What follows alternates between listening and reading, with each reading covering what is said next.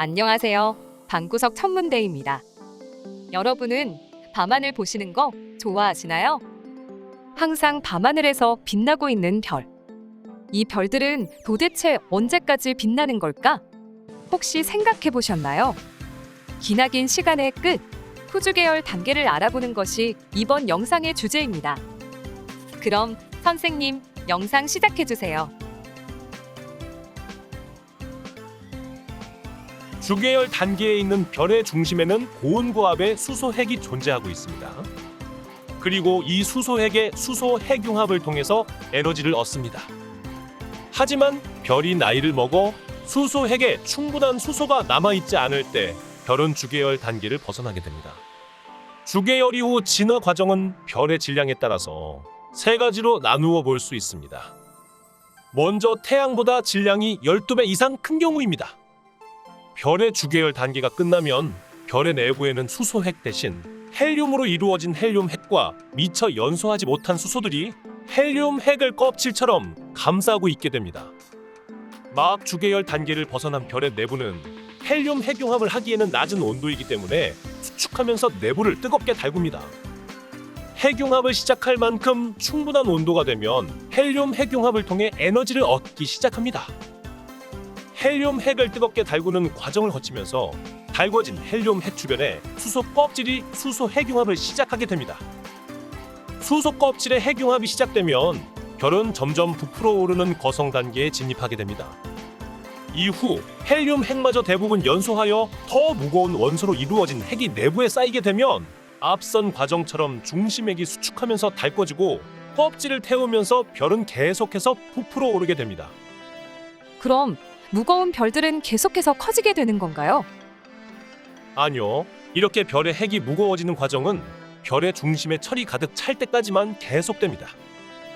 그 이유는 철보다 무거운 원소들은 핵융합 과정을 통해서 에너지를 생성하는 것이 아니라 반대로 핵융합 과정을 통해서 에너지를 흡수하기 때문입니다. 그리고 중심에게 철이 들어찬 별의 내부의 모습은 마치 양파처럼 여러 가지 원소 껍질들이 층을 이룬 형태입니다. 중심액이 철로 가득 차서 더 이상 에너지를 만들 수 없게 되면 별은 더 이상 자신의 바깥 껍질들을 지탱할 수 없게 됩니다. 이제 별의 바깥 껍질들은 별의 중력에 의해 중심을 향해서 무서운 속도로 무너져 내리게 됩니다. 층층이 쌓인 별의 바깥 껍질이 별의 중심에 충돌하는 순간 별의 중심 핵을 제외한 물질들은 빛과 가까운 속도로 흩어지게 되고 이 과정을 초신성이라고 부릅니다. 이 초신성은 매우 밝아서 수많은 별들이 모여 빛을 내는 은하 하나의 전체 밝기와 비슷할 정도로 빛나게 됩니다.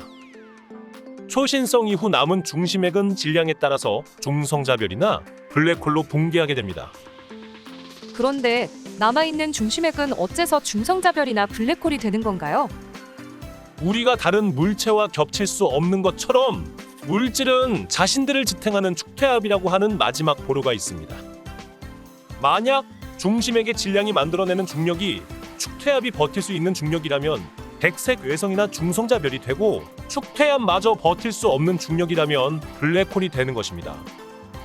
여기에 대해선 다음에 자세히 다뤄보도록 하겠습니다. 다음은 태양과 질량이 비슷한 경우입니다. 이러한 별들도 앞선 무거운 별들과 마찬가지로 부풀어 오르는 과정을 거치면서 자신의 바깥 껍질을 항성풍을 통해 무섭게 벗어 던지고 아름다운 행성상 성운을 만들어냅니다. 하지만 내부에 철을 생성할 정도의 열과 압력을 만들어낼 질량이 없기 때문에 질량에 따라서 탄소, 산소, 백색 외성, 산소, 네온, 마그네슘, 백색 외성이 되어 생을 마감하게 됩니다. 마지막은 태양보다 질량이 절반 이상 작은 경우입니다. 작고 가벼운 별들은 앞의 두 경우와는 다르게 중심액이 수축해도 내부의 헬륨을 태울 수 없습니다. 그렇지만 달궈진 중심액의 수소 껍질 연소를 통해서 크기가 부풀어 오르고 밝기가 상승하게 됩니다. 수소 껍질 연소는 오래가지 않고 곧바로 식고 수축하면서 헬륨 백색 외성으로 생을 마감하게 될 것입니다. 이보다 더 가벼운 별들은 부풀지 않고 푸른색으로 변하는 청색 외성 단계를 거친 다음에 마찬가지로 헬륨 백색 외성으로 생을 마감하게 될 것입니다. 그런데 방금 말해주신 작고 가벼운 별들은 잘 보이지도 않을 것 같은데 어떻게 알아낸 건가요? 아쉽게도 이러한 가벼운 별들은 매우 오랜 시간 동안 수소를 느릿느릿 태우며 살아가기 때문에 가벼운 별들의 후주 계열 단계가 관측된 적이 없어 아직은 이론의 영역에 있습니다.